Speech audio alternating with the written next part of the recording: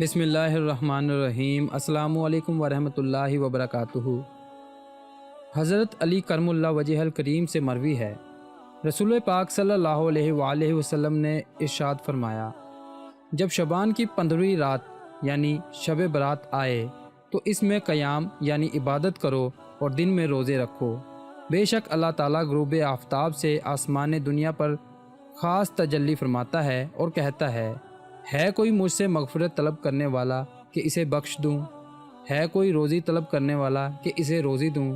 ہے کوئی مصیبت زادہ کہ اسے عافیت عطا کروں؟ ہے کوئی ایسا اور یہ اس وقت تک فرماتا ہے یہاں تک کہ فجر کا وقت آ جائے۔ سنن ابن ماجہ حدیث نمبر 1388۔ اگر آپ دوستوں کو یہ ویڈیو پسند آئی تو اس ویڈیو کو شیئر کریں، لائک کریں، چینل کو سبسکرائب ضرور کریں۔ اللہ پاک ہم سب کو اپنے حفظ و ایمان میں رکھے۔ اللہ حافظ۔